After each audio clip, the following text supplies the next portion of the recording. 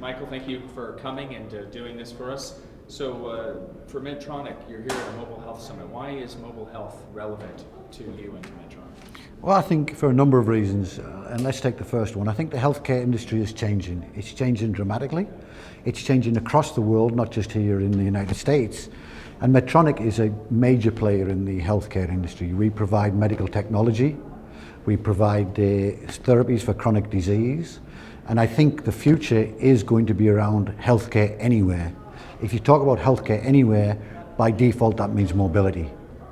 Many people talk today about healthcare at the home, and I think more importantly it is healthcare anywhere.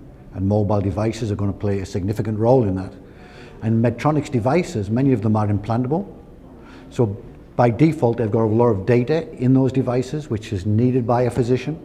It's needed by the patients. So if we can get that data out and provide it on mobile platforms, which we do not do today, that's going to be a significant value to both the patient and Medtronic. So you mentioned the notion of implantable devices and looking at the opportunity to move to an interfacing with a mobile platform. Coming to this summit, what were your expectations along that goal? Well, there's a couple of things I think. I think the first is to network and find out what other people are doing, find out what their thoughts are around this space. That's one. I think the second thing is to learn from what the panels are talking about. If you look at the agenda with the subjects, they really are all really relevant to Medtronic, and to learn from each other. I think that was the most important thing of the conference.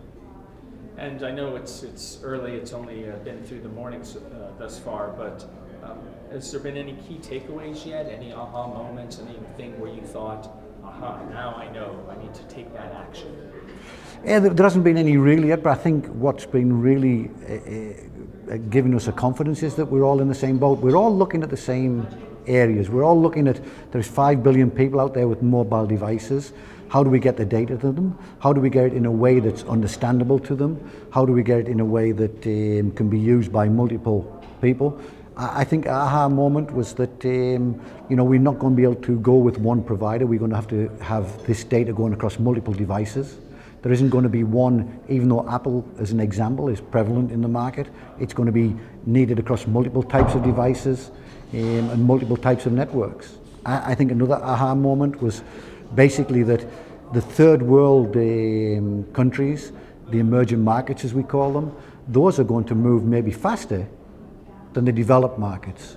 And I think the reason for that is, if you take the developed markets, they've got a huge legacy they have to deal with.